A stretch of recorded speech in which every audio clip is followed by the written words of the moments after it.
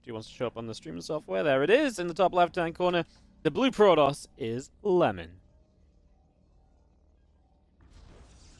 And in the bottom right side, he has been the champion of the region, but the last 2 times he's faced his opponent, it's ended up rather sour. Down here in the bottom right side in the red, it's Oliveira.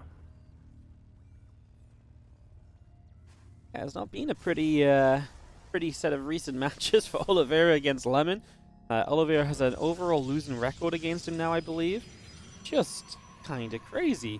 It all builds into that kind of storyline of Lemon this season, who is just popping off to a whole new level. As we do have this game to set us off. This is where Oliveira wants to set the record straight. He wants to obviously get a bit of revenge from the group stages, which was absolutely a bit of a fumble from Oliveira. He really struggled through there compared to what we were expecting of him as well. So, excited to see how this all turns out, and if Oliveira can figure out what it has been about Lemon that he's not been able to overcome the last couple of times. It's really interesting because Oliveira has picked a trademark aggressive approach in their previous matches. Sharp timing attacks, early aggression, and Lemon has simply macroed well. He, normally when there's an up-and-comer, they get some cheesy wins against the incumbent champion, but in this case, Lemon's just been like, I scout you, I react, I block your moves. Often really on knife's edge, just with like fantastic blink control, really good micro in those small-scale engagements, barely surviving while continuing to expand. So I've really enjoyed what Lemon's brought out, and I am curious to see if Oliveira goes for like a fast third command center in game 1 or 2 of this series. Because I think that would be a nice way to change things up if he thinks, hey, I'm better than you in the long game. But that isn't classically what Oliveira's had success off in TVP. It's been sharp timing attacks, mid-game aggression, and fantastic build orders. Now, this time he's going to go for the command center expand, completely blind, Marine into reactor, into a factory. This is a very efficient opening, right? Because you're skipping the scouting, you're skipping the Reaper, you're going to have the Marines building very early, which means you could choose to skip the bunker if you think you can get away with it. Obviously, that would get you in trouble if there was early Stalker pressure, but that's so rare. And Lemon is a very standard player in his openings. Adept defensively to block scout, the Twilight Council going down. So far, I think Oliveira is cutting a few corners to hit his factory timing, potentially some sort of stim time. It could be a Widow Mine drop. Whatever that is, it's going to hit a little bit faster than it would if he'd scouted with an SCV, gone for a Reaper. So Oliveira is just cutting some corners. Nice opening for him so far. Cut some corners, hit that timing nicely, and we do think that's probably what Oliveira wants to do. He's a typically aggressive player in TVP, and if he can gain himself an edge early, he will absolutely look to do that, as the few Marines are out the front, but they're in the wrong direction to catch this Adept, which came around the left-hand side. As the Adept cancels its shade, he only just now saw it with the Marines, finally moves them away. We have the other Marines showing up, so the Adept has to be careful, but it is going to be able to back away comfortably. And obviously just trying to scout further with this Adept as it just double-checks what's going on, sees that the CC is obviously just finishing up as an orbital. Not really much to pick up on now, sees the Hellion as well, will be able to shade out of trouble here. And again, just picking up info as he gets into his own blink play. Robo facility at the front will create the wall as well, make it a little bit difficult if there's any further Hellions wanting to run by. But Oliveira is already building the tank, building the lib, and this is very typical of some kind of Marine tank push. Lib hits elsewhere at the same time, just trying to multi-prong in those early stages and find some damage. The exact same sort of style he did against Lemon last time they played. It didn't go well for him then. Let's see if he's added any special sauce to make it work in the execution phase. So far, Hellion does get denied. But it was useful scouting. Like, Oliveira goes, okay, you're probably looking to take a third. That's why your units were over there. He doesn't know for sure, though, so he does get a bunker for safety. And the second and third barracks are down. Now, what was odd previously is he was, like, over-committing to the Marine tank push. And the Stalkers were just kind of out-positioning him. The handling of the Liberator was great. This one feels a little bit more chill. It kind of feels like, okay, we're getting a few tanks, but I think Oliveira is going to be building up to a much later push here, and who knows, potentially even macroing up as the engineering bay does go down. And on the other side, of course, it is 4 gas. 2-gate blink Robo is incredibly powerful if you get past the early stage, but it is fragile, right? You're only on 2-gate blink up until about 6 minutes when these gateways start warping in. So Liberator does enter the main base, but Liberator in isolation is not a very powerful harassment move. Oliveira just hides it in the back. What a peculiar way of doing things. Just going to keep it there for later on, so he can obviously hit the main mineral line. He could maybe run down the left and hit the natural too, but yeah, so weird to get it up so early and then really not look to make use of it at all, as we are now on 3 racks. We are going to look to power up into Stim and +1. really get this bio to be as strong as possible, and that's maybe when we will see that Liberator come to fruition once again and actually show itself at some point in the future. Observer is keeping a good eye on things. Lemon just trying to pick up further info. We'll see no reaction on that starport. There's the Lib down the left-hand side, and it's gonna... he thought about it for a second. He is really unsure what he's doing with this Liberator, I guess. Just trying to pick up some scouting info. lib, right? Yeah. That is a scouting slash overreaction Liberator. Like, he's trying to get Lemon to bite and get scouting info, and Lemon is just so calm. His units are just split. He's like, dude, I can just move once you siege up. Like, I've got quick reactions. He's so confident. His observer also saw everything. Saw the reactor now building, saw the third tank out, fourth tank building. Oliveira, I imagine, is going to be doing a bunker push. I mean, that's what you kind of have to do off this sort of opening, but there are already Colossus on the way. And I believe he moves out now with the fourth tank, but actually he is supply blocked for a moment. His medevac's just now starting. We might even see a fifth siege tank. This is going to be a huge two-base push from Oliveira. Yes, he is just going to have so much, and it's going to hit hard with all of those upgrades. He sort of says, hey, look, the earliest aggression I can bring, didn't work out last time, so what if I set up in a similar way, but don't attack too soon, but then attack when I'm overall stronger? And he is going to move out, like you say, lots of tanks. First medevacs are popping as well to be the support units. We've got the upgrades finishing, so this is everything Oliveira needs to make a successful push happen. We'll see how Lemon goes about dealing with this. He's got Colossus coming through. He will not have range straight away, so he will miss a little bit of the, ability or utility on the Colossus being able to fight from afar. But he will have good ramps to try and defend. The problem is those tanks can push you away from the high ground.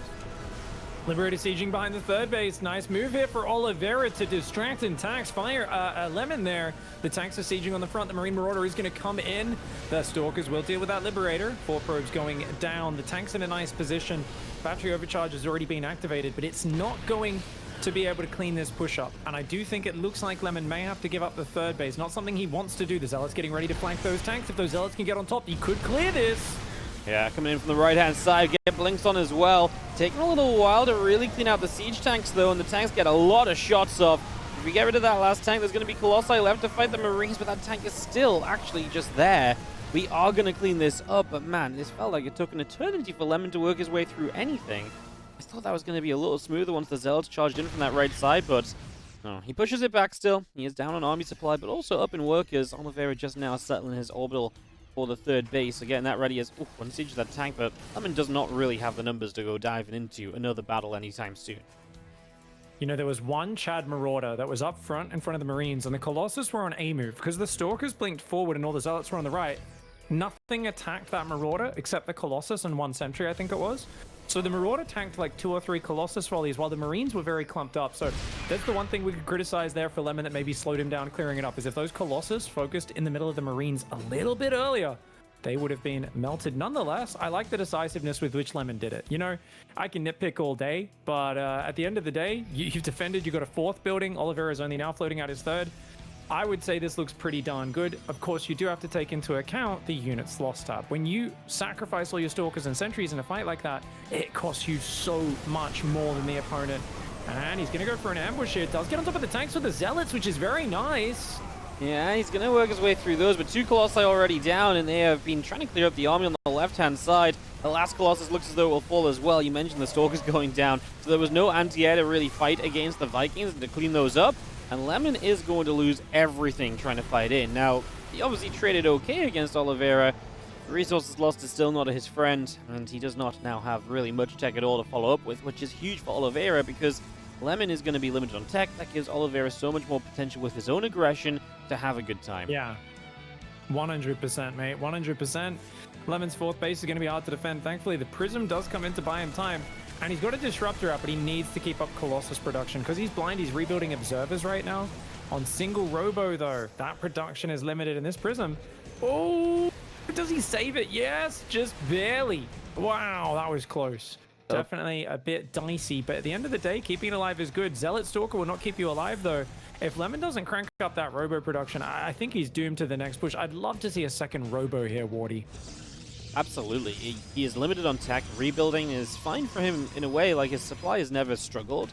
But what's in that supply is struggling because he's never really had, like you say, the extra Robo or so to replace, and he has lost his Robo units now in that previous fight. So moving into Disruptors, they're a little bit of a, can save you while there's a lower count, sure, but it's also a scenario where they're very vulnerable in lower counts, because if the two disruptors are fired and they're on cooldown, there's then no stopping Oliveira attacking in.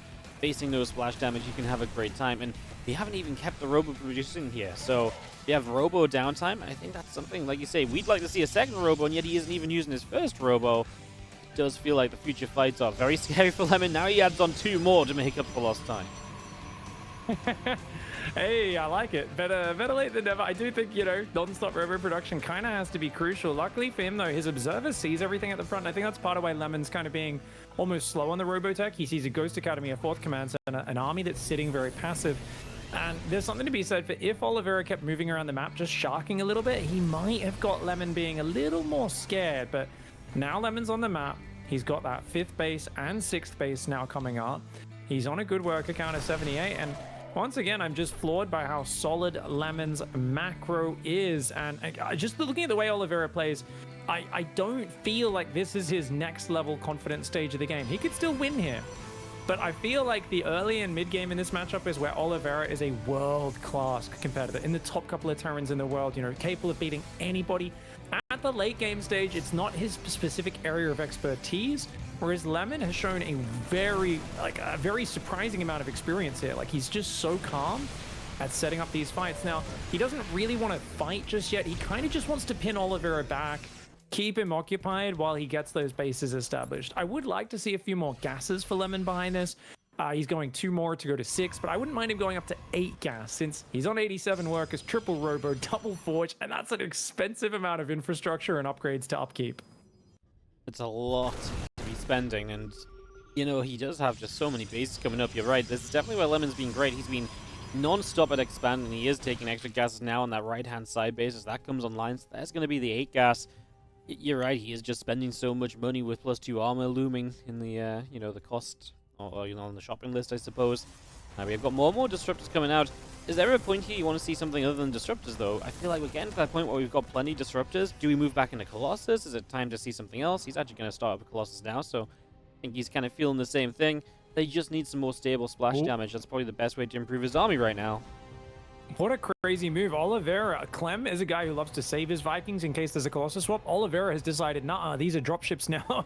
Let's go. He's going to dive down the left and the top of the map at the same time while landing Vikings in the back. Oh, Lemon, he lost 1 observer on the front and now he's caught completely out of position. This happened last time they played on this map, but he trapped Oliveira's army that time and punished him hardcore for it. Let's see if he can do that again. It doesn't look like this is the case. Oliveira's dodges are on points. My gosh, his micro is out of this world. The bio is heavily wounded, so the Stalker Zealot will eventually overwhelm. But up in the north, he is getting ravaged. The other section of bio is taking out their Nexus. This is a huge problem for Lemon right now. Oliveira just showing a spectacular ability to set up multi-prong there. His Vikings that weren't great units with no Colossus on the field actually did a good amount of distraction, and that is why you need extra observers in the later stages. That's something where the triple Robo could have been used for that, but he lost 1 observer, and honestly, I almost wish we had instant replays, Wardy, because he was so quick to capitalize after scanning that observer and split his army into 3 chunks. It was beautiful. Yeah, he really did just go all out from that point on, and here we are now with Lemon in a lot of trouble. I mean, he's kind of clearing up armies at the moment, so the supplies are going to close in, but he lost multiple bases. He's really reset base count-wise. He's building 3 Nexus to try and reset. I mean, he does have good army supply. Did Oliveira maybe lose a little bit too much at the very end? Maybe, but that doesn't matter as long as he doesn't die now, and it isn't looking as though Lemon wants to go across the map and try and kill him. So Oliveira should be fine. He's going to have an economic lead to kind of rebuild with, and that's exactly what he's doing. Scan to the bottom left. He sees that the gold is there, realizing that Lemon was on his way to another base. And Lemon is, I mean, he's going to be across the map now. Let's see if he can make something of this fight. Disruptor is not going to land initially, but he can use those to keep on pushing the Terran back and force him to miss shots, as he has to just spend time kiting. Not a single Disruptor shot landing so far, though, and that feels bad for Pros. That feels desperate to push in to some extent. Yeah, finally gets a single Marauder with the Disruptor shot. Good idea to poke here as Lemon, but you got to be cautious not to get jumped on. Your army is way weaker other than those Disruptors. And Oliveira is back to almost max. He's got the army supply advantage. Lemon's got his gold base under assault in the bottom left, and Oliveira split an army around the north as well. Now, he's got to be careful not to get dived on, but Oliveira will have to give up this planetary. Good catch by Lemon. He's got a stat recall to that 3rd, otherwise he's in trouble. Yep, he is going to recall. Might not matter because, quite frankly, the disruptors get left behind. The recall gets cancelled, so we're actually going to end up taking this fight. We blink in with the Stalkers. Obviously, that does mean the base has gone down at home, and we cannot get back there at the moment to go and defend. The rest of that army continue to push through. Problem is, Lemon's going to be so far behind if he tries to base trade. It's going to be such a slow process for him to push up a ramp. A few Zealots doing work. I mean, this bio is hurting. It's in the orange and reds, but just a couple of medevacs doing some healing. Finally, we start getting back. We'll blink on these medevacs, but the blink into the Marauders is not pretty. Disruptors will start to clean up, and we will get rid of everything, but at, again, a pretty high cost. Yeah, Pyrrhic victory. Lemon gets a beautiful fight at the end of a series of bad events for the Protoss. Oliveira is retaking his 5th. He's got a 6th command center up as well. He's adding orbitals, nukes, +2 ship weapons, everything here. Lemon cannot keep up, and that was a work of art. Oliveira just catching him out of position. Reminding us once again why on Golden Ore, especially a map that's quite wide, extra observers are pretty much a necessity. Oh, absolutely. This is 100% a situation here where we just have, you lose vision for one moment and immediately Oliveira is just there and he is punishing you and just making your life a misery because of it. So definitely something to, again, keep in mind. Obviously, Golden Ore really lends itself to that because it has a lot of different pathways. It's large enough to split around and, head off in different directions as well. So that's, these are all things which I think are noteworthy. We'll see what the next map is. Get this hosted up in a second or two. Just wait for our admin to join us again. He's been chilling in the game sometimes afterwards, so take a moment or two. But more action coming up here in the first map of today's, or in the first series of today's ESL Regionals playoffs, the Asia playoffs. Yeah, that we're already in the playoffs. It's kind of surprising somehow. And you know what the highlight is of being here at the start of the day for our avid fans, Wardy, who love StarCraft that much they come for the first match, is they get the special segment here in between games called Weighing In on Twitch Chat Debates, where people were arguing about, Protoss A move, never. And someone's like, if you got that wasn't A move, that was Blink Micro and stuff. And I was like, the casters literally said it was A move. Correction, I said the Colossus were on A move because the Zealots were flanking and the Stalkers were what was being actively microed and focused on the tanks. So the one miss micro Firefly had was the Colossus not being target fired while prioritizing, Lemon. I keep calling him Firefly. Too many good Protosses in this region. But yeah, basically that's how it goes. So just a reminder, if you guys want to weigh in and tell people things, don't change the facts too much. We get a bit of fake news in Twitch chat. Something I'm sure you see in your stream as well. You say something, gets taken out of context pretty quickly sometimes, doesn't it, Wardy? They love taking things out of context. People only hear what they want to hear sometimes, They you know what I mean? They hear what they want to hear. They decide that what you said is, it's not even that they hear what they want to hear, but they hear you say something like, yeah, and that's what I think, but they kind of like merge it a little bit, right? So yeah, it's the same thing. You snip a little bit of context away, and then suddenly, there's some interesting quotes to say the least. But next map's going to be Ghost River. Exciting. This is a map that gets very cramped. That was so weird because I really feel like that's a scary push. Oliveira kind of just keeps doing these sharp pushes. We've seen them fail a few times. Honestly, it didn't look like it was good enough for him in that game, but there was that overextension counterattack. I think the first push was actually, I think Oliveira had a slight lead, I want to say, because I feel like whenever you're playing Protoss, your goal is to kill their army, right? And you kill the Stalkers, the Sentries, like that's very valuable units you've killed. You're up 1,500, 2,000 resources and the units lost. That's great. On the other hand, it feels like Lemon just has such a good expansion rate and good probes. He's always able to bounce up and keep the supply very similar. And I felt like, Oliveira's series of very good fights only led to incremental advantages because he's cutting so much more economy, like slowing down his third, slowing down his fourth to really get the big army out at these moments. So it's very much a knife's edge matchup that I think could go either way. Well, we will find out as we're loading into Ghost River for this map number 2. Oliveira has taken the 1-0 lead. Can he keep it up and finally derail truly the Lemon hype train? Because Lemon has been really playing great this season so far. Been very exciting to see. Not a new name, actually a very old name. We've seen him in a lot of past regionals, playing different races even. But to see him kind of doing this well, he's a new name at this kind of tier of play, which has been very exciting. So we'll see how we continue through. Game number 2 in the top left, our Red Terran, the experienced man, the world champion. It is Oliveira. And his opponent on the right side of the map, the young upstart, used to pick his faction. Played a lot of Zerg, played a lot of Terran. He settled on Protoss for this season. It is Lemon. We were seeing more of that. You know, it's so funny for like 10 plus years of StarCraft 2. People really weren't great at off racing outside of the very beginning when everyone was kind of bad in general. There was like a couple of guys throughout the history who, like, you know, they'd dodge a mirror matchup and pick a certain race for like a period of time. Then they'd go back to main racing. I know like Morrow used to do it with like to dodge Zerg versus Zerg, would play like Terran versus Zerg and stuff. And there was obviously Scarlet had a period where she was playing Protoss versus Zerg. So there's been a bunch of different players, but it feels like only for stints here and there. And it feels like these days you see Raynor occasionally doing it. You see a bunch of different players kind of mixing it in. And it's kind of just cool to see Lemon experiment so much before kind of settling here and saying, you know what, I'm the best with Protoss. I'm an expert with Protoss right now. I feel really good in this matchup. And so far, I think you're all starting to get an appreciation this deep into the season for just how good Lemon's macro is, because it feels like there's just no gambles. And it's bizarre because we don't normally see that in this region. This region, everything is normally a little bit of special spice, a little bit of extra something on the builds, a bit different. But it looks like a European player. And Europeans are like, you know, traditionally they're very defensive, scout, react, macro. It's like a several of Protoss. It's bizarre to see Lemon just be so good in this defensive game. That's what's really getting me, because if Lemon, I think I said this yesterday, but like if Lemon had shown up and he was like cheesing everybody and had some really sick all-ins or really sick times, I'd be like, okay, you know, makes sense, he's seen some success. But it's his core gameplay that is genuinely the impressive part so far, right? It's like, you know, it's his big, you know, the basics, the mechanics are there. You know, his ability to split armies and keep track of armies, obviously not so much in that last game, but generally that's been what he's good at. It's not just like, oh, he's hitting this time that people are struggling with, or man, he has come up with some disgusting cheese.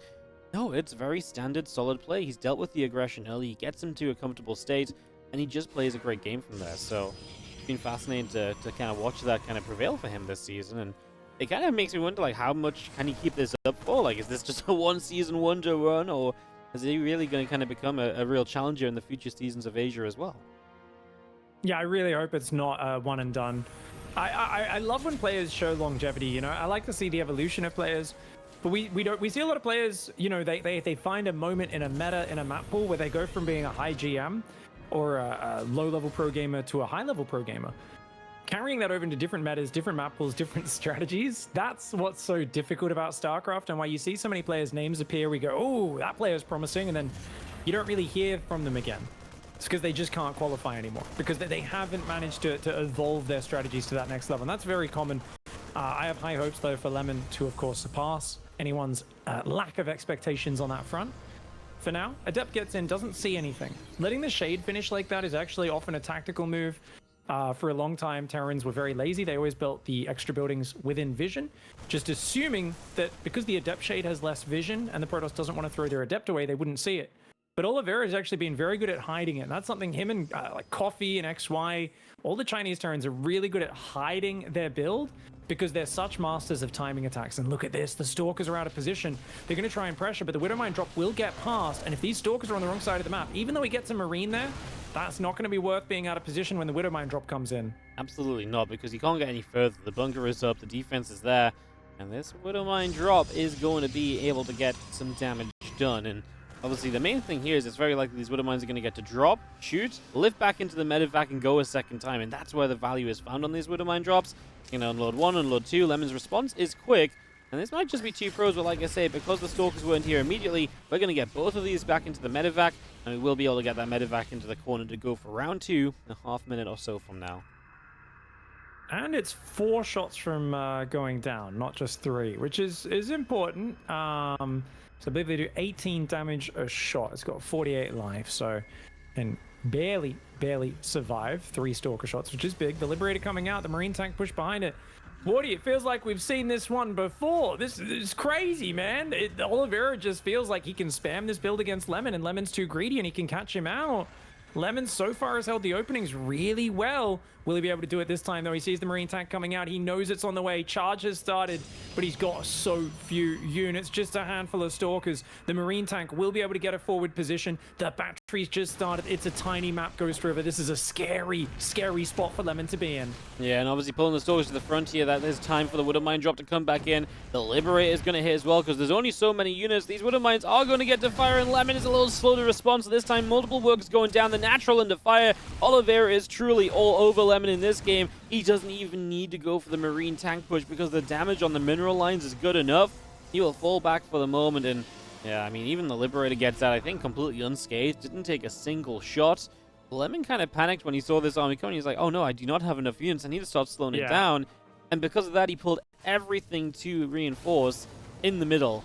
He left 2 Stalkers in the main, but they didn't even catch the medevac coming in. So, complete disaster for Lemon. And Oliveira really is looking as though he's the guy to finally start picking Lemon apart.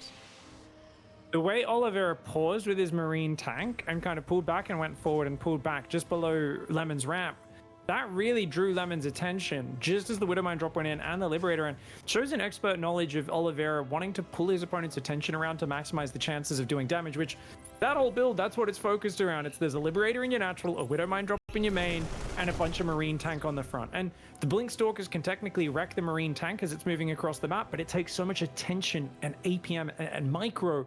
You can't do that while dealing with the other 2 prongs. So just excellent play by Oliveira, finds himself way ahead. And I think we're seeing here that on such a small map, for Lemon to do the same 2-gate into RoboBay is exceptionally greedy. And I think now I'm understanding on a deeper level why Oliveira is just doing the same sort of very aggressive, not all in, but incredibly committed play over and over again. Because after seeing it not work in the previous group stage, I was like, you're crazy to do this again, dude. He's got great defense. And it wasn't necessarily winning for him in game 1. It was okay for him. Maybe got him a slight advantage. But here on Ghost River, it's a small map. Lemon takes 0 safety precautions, extreme greed.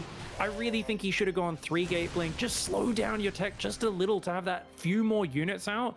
I think you need a bit of an adaptation on this map. Otherwise, it gets very tough. Despite that, dude, Lemon's macro is insane. How is he back in such a good supply position? I do not know. Yeah, he is, right? I mean, it's way better than expected. He's got a couple Colossi out, 9 Stalkers, 3 Sentries. Problem is, positions like this are going to be rough. He's going to lose his gases here on the natural as well. He does not have gases set up on the 3rd. He's going to come around from the center, though, and he is going to jump on these tanks. Well, this is going to be a good cleanup from on the left-hand side of this. Obviously, still taking damage elsewhere. The Liberator is back as well for 7 probes. Again, just causing trouble. We recall to the high ground, defend the natural, but the Colossi in range of the bio, we lose one of them. And that is a nice additional pick-off here from Oliveira, who, had some ups and downs in that. It started off great, and then he kind of got jumped on and lost a lot of army. The question is, well, did he do enough damage overall to kind of really put himself in an okay spot for losing so much? And I think so, because he's already kind of got good army supply back at home. I'm not worried about 1 Colossus in this push coming across from Lemon. I don't think he's going to be able to break into Oliveira's setup here. Yeah, especially if an EMP lands on those sentries, that would be huge. There's just enough Marauder Marine Ghost. I don't mind him hanging out outside the base acting scary. I love the 4 probes at a time. Lemon's ability to bounce back from damage is incredible. Unfortunately, no Forge right now, and that's really costly. It just starts, as I say it, 2nd Colossus building now, and he's going to have to buy time for himself. I think this might be another game where, yeah, there we go. I was like, another game where 2nd Robo and Disruptor production, you kind of need it just to slow your opponent down. And on this map, it's a bit more tight of a location. You probably don't need too many observers. Still more than just 1 outside the base, because we saw how good Oliveira's multi-prong is. But even a 5th base, wow, Lemon just has such confidence in his macro. I'm floored. At no point does he look nervous, just confidently doing what he wants to do. Yes, he just does not stop, right? I mean, you have kind of hiccups along the way, and then he's just like, cool, I'm still not going to take my 5th base. As the 2nd Colossus out over here, keeping that 1st alive is important because you actually do need to start getting a little bit of the splash damage up and running. Here comes the rest of Oliveira's army. Stims yet again, so pretty hurt already going into the fight, which now there's 2 Colossi out is pretty darn dangerous. They're going to laser down those units pretty quickly, so things to be concerned for. As Oliveira is going to back it up, Lemon opens up some space on his side of the map, and it is incredible. The bounce back he is capable of bringing off, it's actually crazy. It's like watching Australia, especially like a few years ago, like 2021, 2022 Australia. And the number of times that guy would lose 60 probes in the first 5-6 minutes, and you'd be like, well, he's dead. And then you're like, 20 minutes later, you're in this back and forth TVP, and you're like, how the heck did that happen? It feels like Lemon has that same level of confidence in his ability to leverage defenders' advantage and just kind of bounce back. So I'm so impressed right now. By the way, that before, when Oliveira tried to move down the ramp and EMP'd, if that force field didn't land on the ramp, I think it's game over. But it was a bit crazy once his army got 50% of it force fielded up the ramp for Oliveira to chase him. That was like a crazy move for Oliveira. Oliveira may need to chill just a little bit. On the other hand, the supply is looking so good for Lemon right now. The upgrades for him are very bad, but he's got triple robo. I feel like Lemon needs to go for a bit of a greedy gas transition if he's going to play like this. Get a Dark Shrine and kind of just defend the middle of the map. Try to buy time until you get up a force of Blink DTs to do some counter-attack damage. But it's definitely like something where you can't really push for the win as Lemon right now. On the other hand, you got to be wary, because if range libs come out, your army does fall off really hard on a small map like this. So he's going to have to find a way to be aggressive while being way down on upgrades. He gets himself a shot across here, tries to get rid of that sensor tower, which is nice because it gets rid of the idea of where his army is, but he gets flanked at the same time, using Disruptor to still zone out up the left-hand side. Now Oliveira's coming from the south as well. Colossi will help to get rid of that, but we lose one of those Colossus, and now it's only a single man standing as Oliveira will have the chase. The Disruptors do not have a way to fire just yet. Reinforcements are showing up. It's another Colossus dead, and Oliveira pushes Lemon right back across the map. And that's where you just die if you don't have triple robo. But Lemon's got triple robo. That disruptor count, he gets them home as well. Like, those are a very good fighting retreat. And he's got disruptor shots ready. That army's a little overstimmed. There's a good medevac count. But Fusion Core's just started. 5th Command Center is almost finished for Oliveira. But Oliveira's down in supply. And Lemon is taking a 6th base calmly in the midst of it. This is beautiful play by Lemon. If he could get in a Zealot run by or something like that, you know, something to really disrupt Oliveira, I feel like he can keep him at bay with this crazy disruptor count so well. And Oliveira is really trying to force it. He is. He really wants to take this fight, as we are going to see the Disruptors helping the zone, getting some connections off. We are going to get backed into the top side here, which is maybe a little bit of a problem here for Lemon. Oliveira is going to continue to try and chase into this. Storg is trying to push back out. Disruptor shot up the ramp, hitting a good chunk of units. Disruptors are hitting more and more. The Zealots flank in, and Oliveira is going to have to go in full retreat mode. We will chase a little bit here as Lemon get a couple final units. Because it's such a small map, this becomes a problem for Oliveira immediately, because now Lemon is attacking into Oliveira's base, and this is a huge issue as we just move on in. We zone out the natural units and the reinforcements, and we're going to have free rank filling bases. Oliveira just stuck his hand in the meat grinder, similar to that fight earlier when he chased down the ramp. Absolutely insane aggression to chase into that many disruptors. Oliveira, you can tell he's got a bit of a mindset to this matchup right now, which is pre-spread, come in from all sides, and once you'd start doing that, you never pull back, and that's dangerous.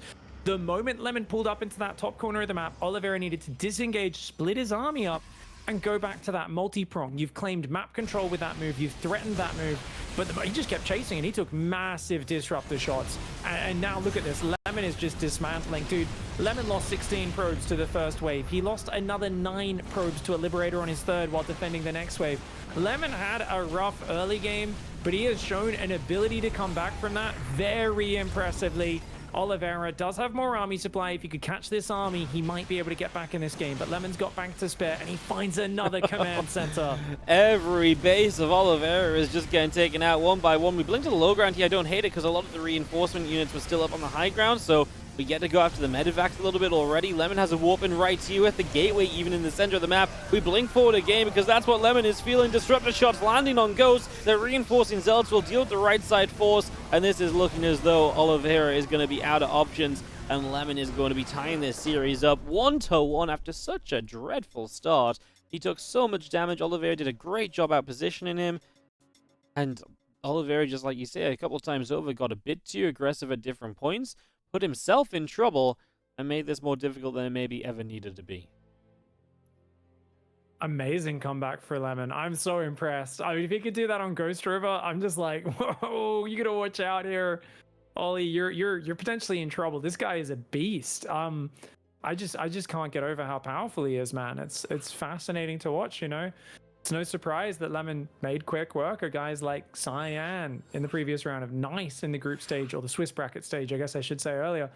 Lemon took out Firefly 2-0 as well in the Swiss stage. Like, yeah, there's a reason. Like, Lemon is not just a one-trick pony. We're seeing he's just must have been training so hard. You don't get this good without putting in years of like thousands and thousands of macro games practicing your butt off. It's crazy. Like I say, I mean, everything about it is just like the opposite of what you expect. You're like, oh, an underdog made the playoffs? Like, well, who did he go through? Well, only like 3 of the best players in the region, right? It's like, you know, Nice, Oliveira, and Firefly. So, like, none of that was easy, right? And that's what's so crazy. Oh, you cheesed them all out, right? No, he did it in the macro. It's like, oh, Lemon actually just got really freaking good. And that's incredible to see. And again, you know, this happened yesterday. He lost the first map against Sign. I was like, oh, we got to playoffs. The Lemon Hive Train. Maybe it's because he looked bad in the first game as well. Like, he kind of got dismantled. And then in game number 2, he just, like, absolutely rocked the show. And it was like, okay, we're back on the Lemon Train. And obviously now he's kind of brought it back. Obviously, it was a rough start in this game as well. So to turn that around is once again impressive. And I tell you what, Oliveira has been a little bit mentally not great lately, I feel, in TVP as well. So he needs to keep his cool as well. He needs to not kind of be like, oh man, this game was like won and I lost it. Because otherwise he's going to disintegrate in this series. So, you know, this is an interesting point in terms of the mentality of Oliveira. Historically, he's been incredibly predictable in the region. Incredibly predictable. You look at when he was dominating, and he'd just do the same build over and over again because he was that much better than everybody else. Like, Oliveira is a guy who will get his execution down so tight. But when you're relying on such aggressive timing attacks, I think this is dangerous. On the other hand, what's weird here is that Lemon's not taking safety precautions. I'm like, dude, build a third gateway. It's a tiny map, you know, like, take some safety here. Lemon's like, no. Like, my comfort zone is just resting on that knife's edge and basically knowing the Terran has to do damage to me. Is Oliveira playing into that by leaning into it? Do we want to see a third command center build mixed in? I feel like there's got to be some sort of mix-up, whether it's just an extreme proxy all-in style strategy or an extremely greedy play. I do think there's got to be something else on that spectrum. If we see another Liberator tank marine push sort of thing, I'm not going to be particularly impressed with the strategic range of our Terran. Let's see if he mixes it up for you. In the bottom right-hand corner, our red Terran player is Oliveira. And in the top left, some comebacks galore. And I doubt he's going to be making those map control mistakes after game 1 again. In the top left, it's Lemon. Losing an observer, getting caught out of position, it happens. You shake your head, you shake it off. And to be fair, he almost came back even after that first big one in Golden Aura, right? 30 probes, 3 Nexus go down. Still gets back to a pretty decent position. It's like, okay, just a bit slow building the disruptors. Remember, we were both just saying it in game 1. We're like, oh, more robos, more disruptors. Come on, man, you got to rebuild quicker. And he did a great job of probing, was a little slow on the robos. Game 2, he's like 3 robo immediately after a much worse start. And just such good disruptor zoning. And honestly, I once again want to go back to that force field on the ramp when he stopped Oliveira getting down there. If Oliveira EMP'd the sentries at the exact same moment they cast the force field, if that force field was a split second later, I think Lemon's screwed. Like, that whole army just gets on top of him at a dangerous moment. Instead, he does a fighting retreat against like half of Oliveira's army while the other half stuck behind the force field. And that was very clutch for Lemon, but it was also, like we said, a bit overly aggressive there and in the following chase. So maybe Oliveira's plan isn't that bad. Keep doing it. Just don't get quite so overcommitted once the disruptors are out in big numbers. Absolutely. The disruptors really just were able to do such a good job, though. I was actually really impressed by Lemon. You mentioned the kind of like the retreat, the fighting retreat, and it was so true. Like, his disruptors were really on point. He kept a lot of his disruptors alive, even though if he lost the Colossus. And keeping the disruptors alive meant that he had good numbers to then continue the fight with reinforcements coming through as well. That was really, really good for Lemon, and it was really because he did such a great job of retreating away. So, yeah, that was a big thumbs up from me. And again, just shows Lemon's ability to kind of just control the game and just be comfortable even under pressure. He took the fight properly. He did what he needed to do to give himself the best chance moving on. Very nicely done. We're going to see Command Center on the high ground this time around for Oliveira, but once again, similar to game 1, Marine into Reactor. So not believing in the Reaper. I think that's because Lemon is quite good at going for that little high ground wall off and keeping the Adept at home to defend. So the Reaper basically against the guy who's as consistent and almost predictable like Lemon is. Like, we don't see a lot of Stargate openings from Lemon, right? So it's usually the same 2-gate blink Robo into Robo Bay on 4 gas and a 3rd base. And because of that, it's like, hey, why bother scouting? What I would like to see Oliveira take advantage with, though, is just like a Stim Shields Medevac multi-prong. I feel like these sort of builds against like a Terran who's very good with his positioning. You'll see Beyond do this all the time against this style. Just hit the main with some drops, hit the third at the same time. There's a point where there's like 2 sentries, 1 Colossus, 6 Stalkers, and 3 Zealots. And you've got like a giant army of Marine Marauder because the Protoss splits up into Economy, Colossus, Stalkers, Sentries, Blink. They're often trying to get a Forge as well. There is a point around that 7 to 9 minute mark where they are vulnerable. And especially when you've got things like the ledge there where you could potentially snipe some of those buildings. That also can lean into that a little bit, though not necessarily the most useful on this map since the third base is right in front of it. Nice Marine ambush. Ooh. Oh, wow. Barely gets out. Yeah, it's actually going to get away. Shade in the right direction too to be safe, so it is going to be alive at the end of all of that as we move into the blink play from Lemon. That robot facility is coming up. All of this off the 2 gates, so again, ready for that expansion as well. And he's just very comfortable as well in just doing this, right? 2 gate, blink, expand. He keeps on doing it. Just very happy to kind of play this style. And, well, we are waiting to see what the next step is here from Oliveira. He starts up a Banshee. You know, it's not a Liberator, but I feel like we've got a very similar vibe going on. Like, Marine Tank Banshee, it's high output, high damage output units, can definitely go for some very powerful pushes. It still feels as though he wants to get something done early. He wants to take the edge early on and not let this just be a super passive early game. 100%. You know, it's a good map for it. So hats off to him for sticking to his guns. It is a slightly different flavor as well with combat shields. Oh, shorter to upgrade. And of course, if you don't have any medevacs, you don't. This takes away the danger of overstimming. You don't even have the option. It's just Marines have 10 extra hit points because they're kind of buffering here for your tanks and your Banshees. They're not as much damage dealers. Of course, they are always a mix. Single medevac on the way. Oliveira is committing incredibly hard to a 2-base push, and Lemon is kind of doggedly like, me, do this build perfect. I can defend anything. And this is such a stubborn test of Oliveira saying, that's too greedy, you can't get away with that, I'm going to punish you. And Lemon saying, nah, watch, I can defend anything. And honestly, only the results are going to tell us. This is what StarCraft's often about, and this is where the tiny edges are going to add up. Oliveira moves out, the Observer sees it leaving. No SCVs being brought with this, which is a little surprising. This is a push where often a few repairing SCVs, sometimes one with a bunker does come in. And the Banshee does fly into the natural. Looks like the Stalkers are there. Doesn't really get any damage. So far, it is a very big push. Stalkers damaging the Marines, but not doing all that much. Third Command Center starts behind it. Oliveira is getting close to sieging up. He's got to get in range of that battery if possible. Going to get really, really close really quickly here. Combat shields will give these Marines so much more HP. And that is where Lemon is going to have a little bit more struggles trying to clean this out. Super Battery pops very early on here. Banshee coming in from the side. Again, a high damage output unit. This tank needs to get forwards. Sorry, not the tank. The Immortal needs to get forwards. It took a long time derping on the Stalkers before it was able to shoot the first time there. Second Immortal is coming and Oliveira steps further forward. This time he's going to start sieging the battery. So he will be able to start shutting this down. We actually go for the blink forwards here. We're going to get rid of 1 tank. Looking for number 2. The Immortal helping out as well. Now it's just Marines left over. This becomes a lot less scary, but that Immortal is taking a lot of hits. It pulls back. Do we have a little bit of battery energy? No. The Immortal will die, but a new one shows up. Just as a new siege tank shows up, we jump on that immediately. Is it enough? I think the Marines are just too powerful. That combat shield is keeping them alive for that little bit longer, but with an extra warp in, it might just be enough for Lemon here, and it is retreat time from Oliveira. He gets the medevac shot at, but it will be out alive. Dude, Knife's Edge. Every single hold of Lemon's is Knife's Edge. I was literally about to say the exact same thing you did, that it seemed like there's just too many Terran, and then like one more Stalker step warped in, and it was like, no, he actually holds on, and he's got the 8 probe advantage. A 4th Nexus starts immediately. A Forge, he knows these situations so well, and you know, Oliveira is doing his best, sharpest timings, but they're also so predictable and repetitive. There is no surprise factor. This is an execution battle. Like I said, it's 2 guys saying, I think this beats this. No, I think this beats that. And you see this often in practice sessions. You rarely see this in tournament best of 5s, where the 2 builds keep kind of clashing with only slight variations.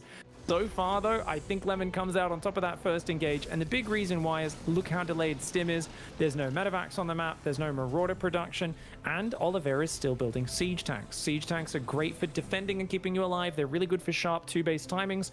Past that stage, they are the least mobile version of long-range siege damage that Terran can have. Good for focusing down Colossus, very bad against Zealots and Archons. They're very vulnerable, very slow. Flanks, warp-ins, all these tools Protoss gets in the mid to late game are going to make tanks feel like an awkward tool. And with the second factory going down, it looks like he's doubling down, and he's going to go for some sort of crazy 2-2 maxed out bio tank push. this is a crazy move for Oliveira. It really is a little bit wild. Just wants to completely send it with so many tanks. But honestly, the answer to tanks a lot of the time really is just charge lots. And we're getting charged up now. A lot of Zealots already starting to build. So I feel like that's setting us in a decent direction. We do have ourselves a Forge coming up. That's going to be second Forge, and Lemon just doubling down on getting his upgrades up and running. So away we go. Help still sitting out in the center of the map, and we do open up some rocks in the middle with the Colossi and the Zealots there. I guess just to explain the siege tank sort of dynamic a little more, I still think tanks are probably, if you're just sitting there and fighting head to head in like a unit tester, they're one of the best units in the game. They are just 13 range, great splash damage, great anti-armored, especially if you focus fight. Like, they're amazing. Like you said, though, if Zealots get on top, they disappear real quick. They do very little damage when they're hitting them. The other thing is just the immobility. It takes them a few seconds to siege and unsiege, and they're not fast to begin with. So a lot of the time, Protoss will run at you, and you go, oh, we're fighting, and you siege, and the Protoss just pulls back. And you go, okay, I'll unsiege, and you start moving forward. The Protoss comes at you, and you go, oh, God, I've got to siege. Then you siege, and the Protoss just pulls out before you even get a volley off. And 5 minutes later, you were trying to do a push for the last 5 minutes, and your army's only halfway across the map, and you're going, he's got carriers and tempests, or like he's got the next step. There's blink DTs in my bases. Like, it's just very hard to force an engagement. That's the main immobility problem with the siege tank, and that's kind of the big thing he's gonna have to contend with in this game. Lemon comes over to the right. There's a couple of Medivacs top right as well from Oliveira hiding out. Obviously, Lemon playing the right side is nice because it would naturally defend his 5th base location. This is a wild expansion pattern. No, playing like the complete top side of the map. Playing like left to right on Oceanborn is not really done like this. Usually you take kind of like the base below the natural of Lemon as the next step. A little bit more compact, but yeah, he takes that far right-hand side. And you know what? I'm not going to doubt him, Pig, because he knows what he's doing in these situations for the most part in this event so far. But here comes this big push of Oliveira, and this is where Lemon absolutely just needs to be on top of this and be ready to go. And right now, he's just going to mass counterattack. Unfortunately, he's not in front of the army there. Remember I said the problem is the siege tanks should never get across the map. He's letting them across the map, and a double drop getting in the top. A distraction squad in the top is going to find massive damage. Meanwhile, the tanks are going to get sieged in a good spot. That disruptor did not fire early enough. The Marines are on top, as is the tank siege. This is going to get really dicey really quick, and having all 3 robos exposed on the front, always such a danger. All 3 robos are removed. It's pure gateway warp-ins for Lemon now. He does take out the mining on Oliveira's 3rd, does find the 4th planetary, which the Zealots should be able to overwhelm. He still has a large probe count, does Lemon. Oh, I like that drop coming back in on the north side. For the production, you got to protect your production. If Lemon loses all of his production, Oliveira could find himself in the advantage here. Zealots do take out the planetary, but the tanks are sieged in the main. He's just warping in so many Zealots, though. I mean, he is starting to lose production. It is absolutely time to go and clean this up. I mean, he's going to have +2 attack in a moment as well, which helps him a little bit in terms of evening out. Finally, the numbers across the map are dropping down. As, yeah, this is it. This is the moment we dive in. Zealots from the top side, Zealots from the bottom. The Colossi doing what they can to help, but the tanks do get to clean those up. Do we have enough Zealots here as we come up this ramp? Lemon is going to clean up everything of Oliveira. The question is, how much damage has been taken? Well, he's rebuilding 2 bases already. Oliveira's only on 3 bases, so the double base rebuild might be a bit extreme. Lemon did lose all of his tech and also his tech structures. He has no robos left, and he only has 5 gates, and those are the biggest problems here for Lemon moving on. Yeah, I didn't mention it because I always harp on about suboptimal building placement, and Twitch chat makes fun of me. And I didn't complain about it. When I saw that triple robo stacked, I had a bit of an aneurysm, and I contained it. I didn't complain about it. But then what do we see? In the one game I don't mention it, they all die. No, obviously I'm just kidding. It's just one of those things where it's like, it's so convenient in the natural. But I do wonder if you should always just have 1 at each base. It's kind of annoying to chrono boost then, or do you hide them in the back of the main? Obviously, Oliveira has a chance, but it's still on a timer. Like, he's kind of got to go right now, man. This is a big, scary army. Is it enough Marines to guard the tanks? And can Lemon slow him down? Because if Lemon can buy a bit of time... Oh, wow. Okay, that wasn't too crazy in the end. It was a good little split force. But, yeah, Lemon needs, like you say, a bit of time, really, because he just doesn't have the numbers right now. He's going to start going. He turns around into this as the tanks are still sieging, so he does get rid of 1 or 2 after only a volley or so. Immortal going down is just so Marine heavy, and the Marines are so good against the Zealots, and that is going to be the difference. No +2 armor really sucks for those Zealots when it's against this many Marines, and it looks as though Oliveira is going to make it happen, coming across the map to put the finishing touches on game 3. Dude, Oliveira is so clutch in TVP. He was way behind in this game. He was in a terrible position. But he just seems to find the opening in Lemon's vision every single time. He did it in game 1. He's doing it again in game 3. Both games, I mean, this game he was definitely behind in. Game 1 was relatively even until he did that move. But it's just crazy because, like, man, Lemon had all the advantage on his side. Massive worker advantage, massive base advantage. His upgrades were going to catch up. But Oliveira gets on through, even with the observer seeing him move out. And one has to wonder, should Lemon have recalled? Should he have been a bit quicker to move his army? As it is, he's going to try and gather a defense with a Lib on the north, Marine tank guarding this position very nicely. The Zealots just can't do it. And they go, but yeah, it's just not going to ever be enough. And Oliveira is going to take the lead in this best of 5, 2-1 for the moment. As Lemon really, again, made it very tough for him. Oliveira, it feels like Oliveira's biggest strength keeps coming from when he's kind of moving across the map, and Lemon's kind of a little bit out there, and Oliveira kind of gets a dive up the left, a drop on the right, and he makes the game chaotic. It's very similar to what happened in game number 1, and this is kind of what was kind of the finishing blow in game number 3 as well, eventually. So yeah, that's what Lemon needs to kind of keep on top of, but Lemon is so, like, he's so difficult to punch through. Like, he very nearly had a good enough defense if he cleaned up maybe that main army a little sooner and has a few more gates alive, right? And you can just keep reinforcing a little bit extra as well. Maybe it could make a difference as we get ready to go into game number 4 with Lemon now trailing, and it is Oliveira looking and hoping to make his way into the upper bracket final with one more map win. I guarantee you Lemon's kicking himself. There's no way that army ever should have even made it to his base. Like, that army, we talked about how it's amazing if it gets to stand and fight. Its immobility makes it really weak because Protoss can just force it to siege. No sieges forced until it was on top of his base. That is always a disaster. As a Protoss player, you know you've messed up when that's the case. Lemon will not be happy about that because the thing is, he fixed the observer weakness from game 1. Remember, like, Ollie moved out, he scanned, and it was right in between 2 observers. Like, even if he got one of them, the other observer would have seen the move out anyway. There was lots of extra kind of redundancy in terms of vision. It's just Lemon wasn't quick enough with his army, and the decisiveness from Oliveira going, oh, you're on the right side of that, you're just a little too deep, I can just dive straight through the left now. He did it, got in a great position, and I'm just once again impressed with Oliveira's decisiveness. It reminds me of that World Championship match. A lot of people forget the match first hero in the round of 4, but dude, like, you could tell Hero was shocked at how savage the pushes were, where it's like, wait, the boys are already here, and the Marines would just stim up the ramp, and like, if Hero missed one force field, he'd just die. Like, if he was just a little slow on something, he'd just get, the Colossus just gets focused and he's done. And that's exactly what Oliveira's specialty is. You can tell he really doesn't like letting Protoss get to the next stage of the game for free. His whole game plan is punishing Protoss for being greedy, finding ways to get in there with those sharp timings or catch them when they're all too clumped up and get them with the multi-prong. He's showing a good execution of that so far, but he's about to go into Dynasty, and this map has got to be the weirdest map out there.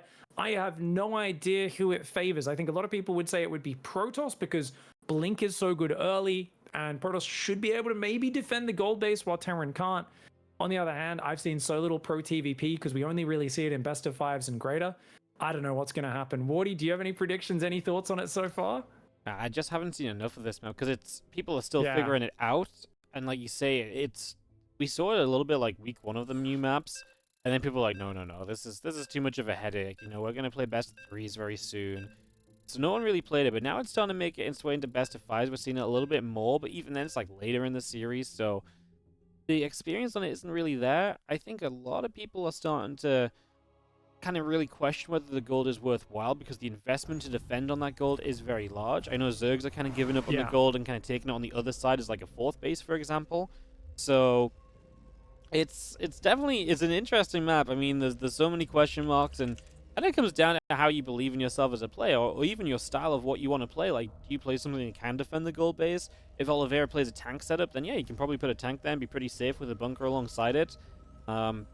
A lot of questions, and we'll figure it out as we see the build orders pan out. As in the bottom left, the red Terran is Oliveira. And in the top right, started looking pretty sweet in a few of these games, but turned sour very quickly. We've already used that one twice in the intros in 4 games. I'm sorry, I apologize, Internet. In the top right, it's Lemon. Honestly, I expect the game to be very swingy. I think like one player will get a bit of momentum, like you snipe a dropship you spot with an observer, you blink on it, and then you're just blinking Stalkers in the base, out of the base again, running Terran around in circles, and it feels like Terran's useless and Protoss is OP, or vice versa. You know, one, you catch a few Stalkers, then you pick up and drop across the minerals, then they warp in there, you pick up, drop to the other side, kill 10 probes, and it feels like Protoss is useless. Like, I feel like you got to really think about map control in maps like this. That gold base on the outside, he's going to get the purple gas as well. Massive risk, massive reward for Lemon, and that was a 17 Nexus, a very early Nexus, which will, of course, give him a very quick access to double chrono boost and, more importantly, recalling probes onto that gold to get the payoff as fast as possible. Yeah, basically, Stalkers and Adepts dominate the early game unless Terran wants to invest in a lot of, like, Hellion Cyclone. Then once Blink comes out, of course, they're really dominant. Then once Stim Shields and Medivacs comes out, Terran kind of controls things for the most part. But if the Protoss has exceptional control, using things like Observers, Oracles, and Blink Stalkers, they can kind of control the map slightly more, but the Terran just has so much more vicious firepower in the army, which is what evens things out. You know, you asked me what I thought about the map at the start. This was not on my prediction list, seeing the Protoss take the gold on the wrong side as their first base super quickly, so already just seeing again the viability of kind of doing different things on this map. And obviously, big benefit of this is that rich Vespene gas now, so the extra reward, it's a full kind of rich base. But Oliveira's going to put pressure on it straight away. We're going to recall the Stalker and the probes over here as the Reaper is starting to put some damage out. The first probe hurting, eats a grenade as well. Can we get rid of this SCV? We can, so the bunker will not go up. That's big for defending this. And these couple probes will get batteried back to health, so they are fine. Obviously, the issue now is the Reaper can also hit the main base. You're going to need a unit there as well. I guess he's got a battery going up in the main as well, even though the second unit is late. But hats off to Lemon, hiding the worker in the gas, didn't even lose a single worker. And it's one Rex expand on the gold versus one Rex expand on the outside, or one gate expand on the outside of the gold. You know, this is interesting. Oliveira is going double Hellion production. And if he can kill a bunch of these probes, he could run away with this game very quickly. Stargate's on the way. A 3-minute Stargate. It's a very late Stargate. And a Twilight. What am I looking at right now? I think it's Oracle into Blink. But what a weird order.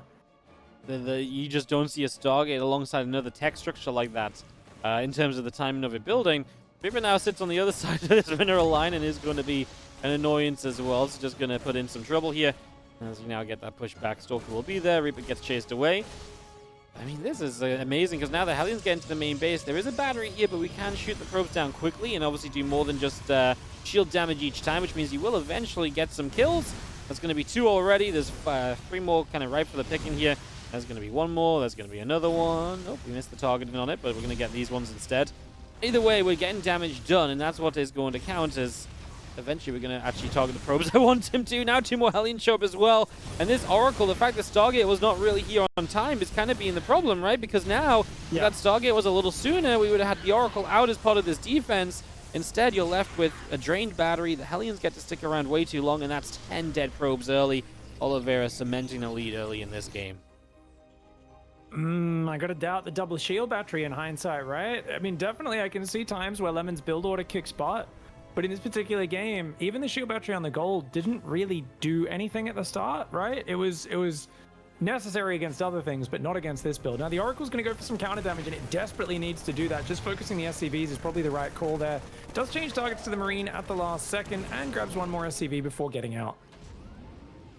3 SCVs down right now as our Oracle has work to do. I mean, word count even is never good for a pros play. They like being ahead because obviously the Terran will have mules on their side, so lots to worry about there typically. As you have this Oracle just going to back it up. 4 barracks all coming in, the tank, the Banshee. I mean, I do not blame Oliveira for setting up aggressively off the 2 bases. Just why would you? When you've done damage like this, it's going to be nigh on impossible for the pros player to find a defense. So I'm absolutely all about what Oliveira is doing. And even more so with the fact that this is obviously all over the place, right? Because this is going to be, you know, the gold is kind of out there, so it's even easier to push onto. I think Oliveira is going to have a great time. And he has the Oracle missed its revelation, which is terrible. Oh, that's actually so bad. That's so bad, man. He was trying to Stalker counter pressure the gold of Oliveira, but he has a tank and a bunker there, so he killed maybe 1 SCV, didn't really achieve anything there, and has to back off, of course, because these Banshees are just causing mayhem. So much damage, forcing a overcharge, now getting probes in the main as well. Oh, this is a disaster for Lemon, and as I said, it's going to be very swingy this game. I think, honestly, close TVP macro games on this will only really happen when both players don't go for the gold base. If you've got players going for the gold base, it's going to be a vicious arms race in the early game to see who can punish the other player or be a bit greedier. And we saw in this case, Oliveira did massive game-ending damage. And it looks like despite running into some, you know, some hard waters, some stiff positions in this series, Oliveira has just shown a good ability to just keep playing good StarCraft. We haven't seen him kind of fall apart at the seams or anything like that. And I mean, I'm still very impressed with Lemon, and I think just a few small changes could turn this series into a victory for him. But right now, he is looking down the potential of going to that loser's bracket, and he's going to need to make some magic happen to avoid that fate. Yeah, he is in a really, really rough spot. The upgrades are finishing very soon from Oliveira. That is going to be go time for all the damage that he's dealt in this game. 26 dead probes. He is just going to go and send it right now. With a bio army with stim and everything, there is really very few ways for Lemon to kind of turn this around. Maybe the stasis ward would be part of that, but it looks as though Oliveira is aware. He pops it, and so he continues to move through with, quite frankly, an army that Lemon can't really fight. He's going to get charged, and maybe then you can hold on for a little bit and force the Terran to have to reinforce, you know, a couple times over, but it's going to be extremely rough as you see these Stalkers trying their best to hold up this army, but it's just not making any difference. It is just continuing to push forward, no issue. I mean, Lemon's still microing very well under pressure, and this is what we've been, you know, singing his praises. He just stays pretty calm and collected. His little supply block now. Stalkers are trying to engage the Phoenix try to pick up the tanks. The mules get dropped. Oh, Oliveira dropping the mana mules. Wow. For those who don't know, the mule is a mining unit that is meant to be used to harvest resources. When you drop it on top of your opponent's army as it dies, that's basically you saying, get out, thumbs down, and